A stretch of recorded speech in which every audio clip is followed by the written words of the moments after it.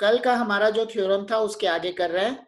हमने किया था angles in the same segment are equal, and इसके बाद अभी हमारे पास एक जो नेक्स्ट थ्योरम है वो है हमारा angles in the semi circle is right angle.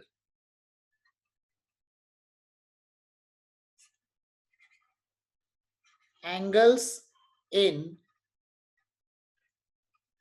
semicircle is right angle.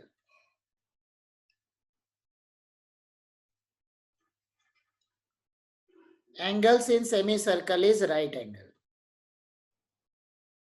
तो बिल्कुल आसान है, एक सर्कल बना लेते हैं पहले।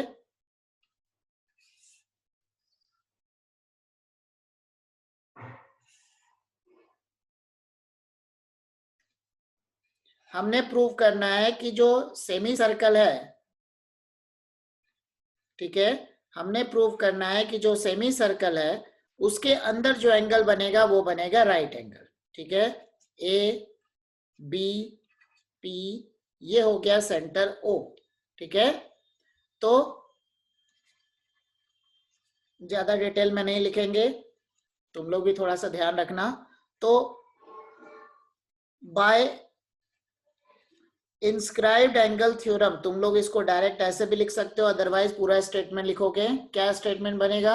स्टेटमेंट ये होगा, angle subtended by an arc at the centre of circle is twice the angle made by it on the circle. ठीक है, तो by inscribed angle theorem, angle A O B equal to twice of angle A P B, but angle AOB is straight angle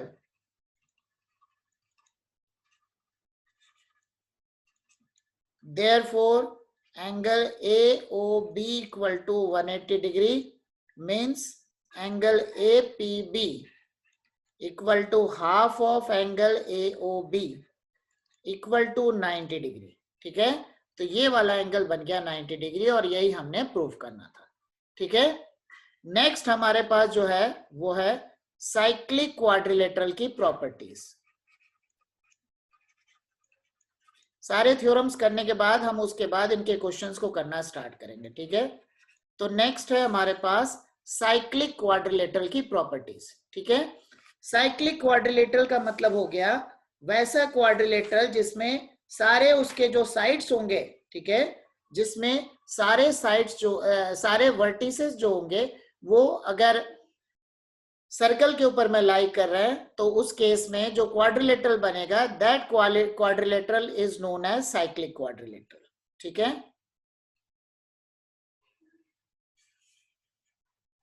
ये हो गया circle, circle के ऊपर में quadrilateral.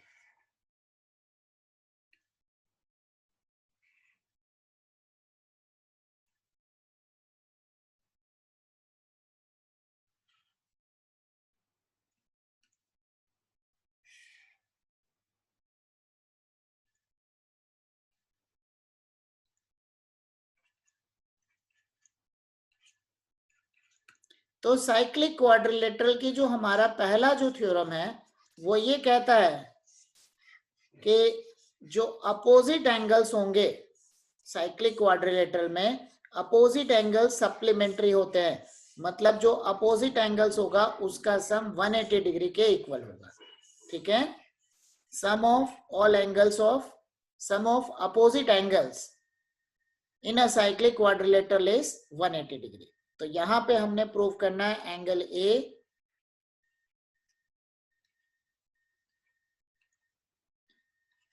Plus angle C equal to 180 degree, angle B plus angle D equal to 180 degree. ठीक है, angle A plus angle C equal to 180, angle B plus angle D equal to 180। ठीक है, तो इसको prove करने के लिए इसमें ले लो सेंटर। ठीक है,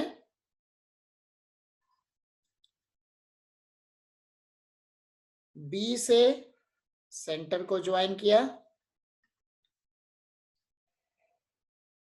डी से भी सेंटर को ज्वाइन किया, ठीक है। ये हो गया हमारा ओ। क्या बन जाएगा?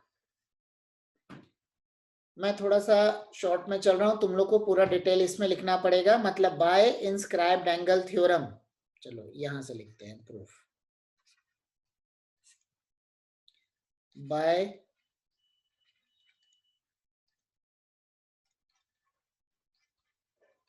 inscribed angle theorem, angle A equal to half of reflex angle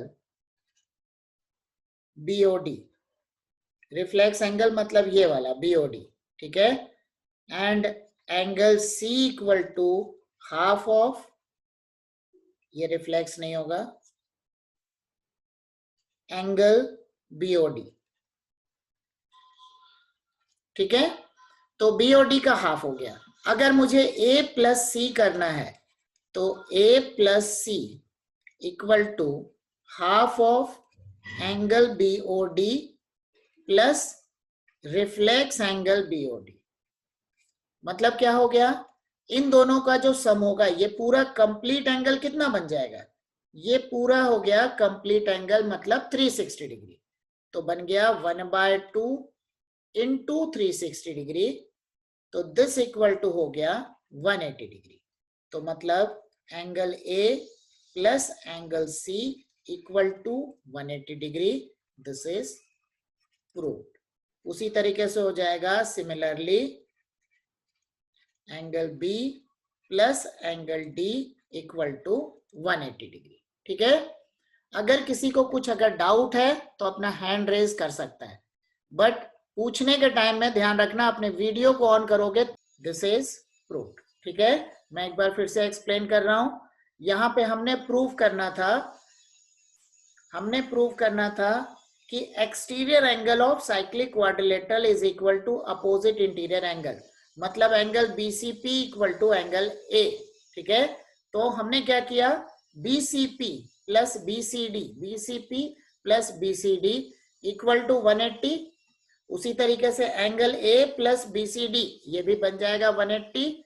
दोनों को कंपेयर कर लो, BCP plus BCD equal to angle A plus BCD।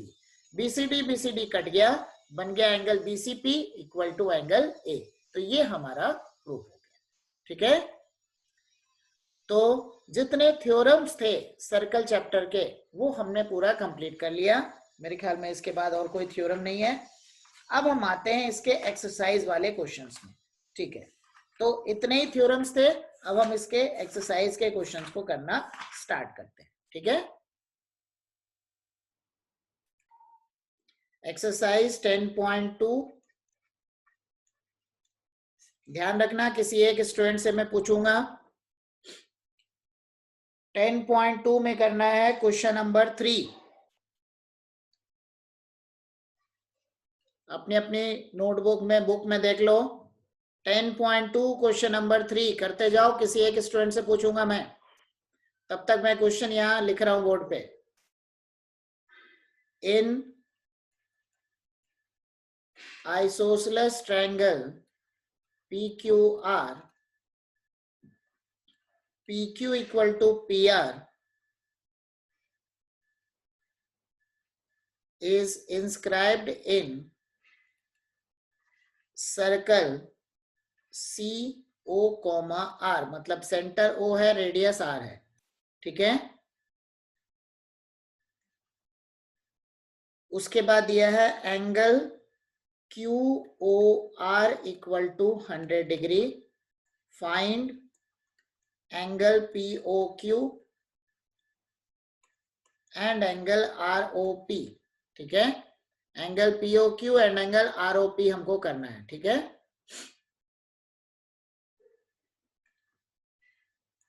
Circle है जिसके अंदर में आइसोसेलेस ट्रायंगल है PQR।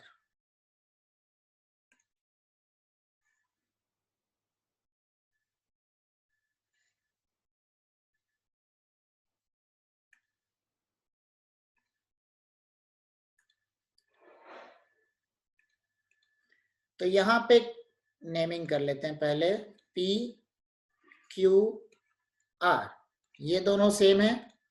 सेंटर दिया हुआ है O, तो QOR की वैल्यू हमारे पास दी हुई है 100।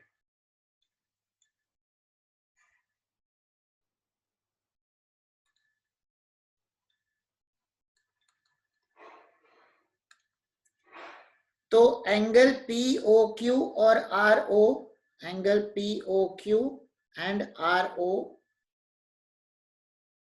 ROP कैसे होगा? POQ ROP, अच्छा ठीक है, इसको भी ज्वाइन करना होगा फिर।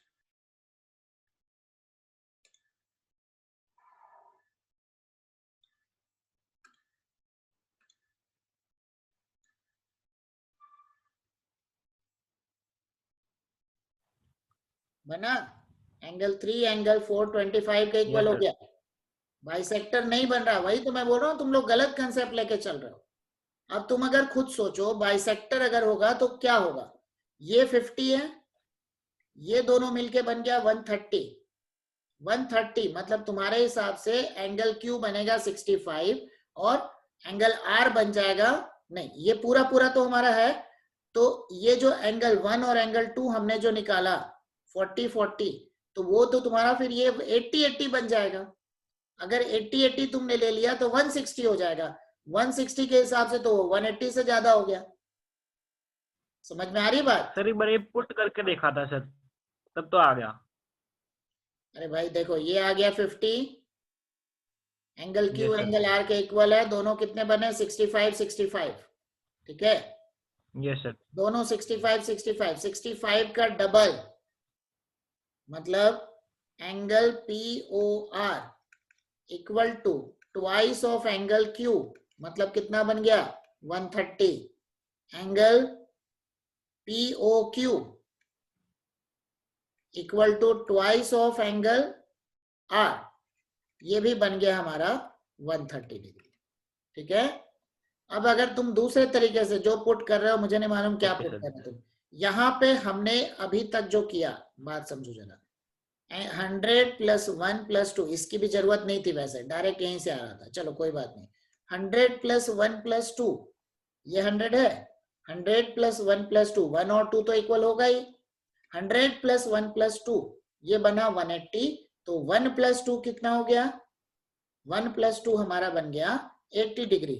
और एंगल 1 और 40। एंगल 2 ये भी तो सेम है ना, क्योंकि ये OQ सर, और OR हमारा सेम है, रेडियस है, तो एंगल 1 और एंगल 2 हो गया 40 डिग्री। तो 40 का अगर तुम डबल करते हो बाइसेक्टर, तो ये हो गया 80, तो तुम्हारे हिसाब से इधर भी हो गया 80, 80 और 80 हो गया 160, तो ये तो 20 होना चाहिए। समझ में आ रही बात? ये सर, तो ये 20 तो है ये नहीं, सर। वहां तो 50 दिया हुआ है, तो तुम्हारा ट्रायंगल ही नहीं बनेगा फिर तो, है ना। तो बाइसेक्टर का ओके गलत सर। कंसेप्ट लेके नहीं बढ़ना, आगे गलत हो जाएगा फिर। चलो आगे कर रहे हैं। अभी अगले क्वेश्चन में आते हैं। नेक्स्ट क्वेश्चन करेंगे, टाइम हमारे पास कम बचा है। नेक्स्ट क्वेश्चन करोगे तुम लोग, question number 8। Question number 8, C1 and C2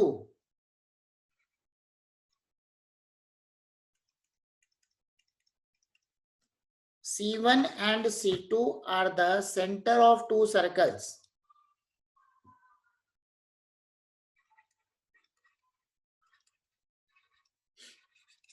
Centers of two circles,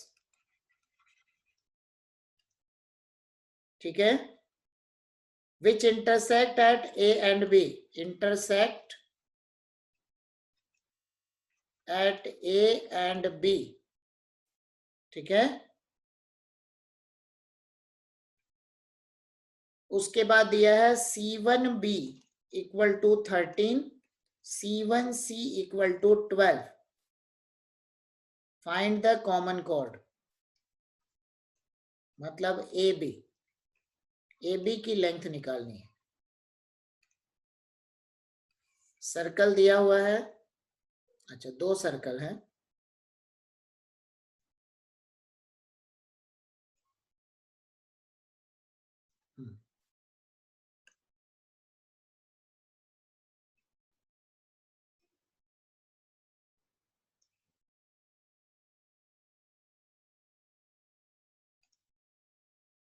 intersect at A and B, ठीक है।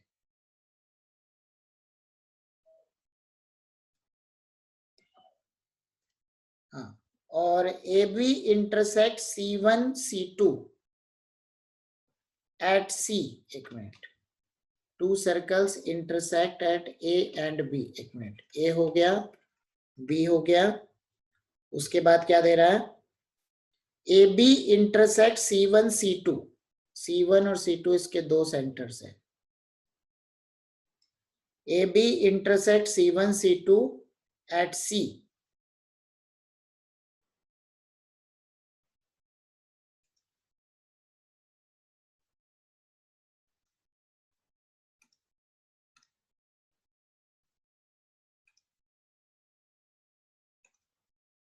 C1 C2, ठीक है।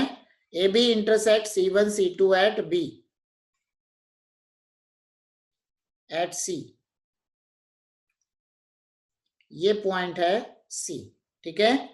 C1B, C1B इसकी लेंथ है 13,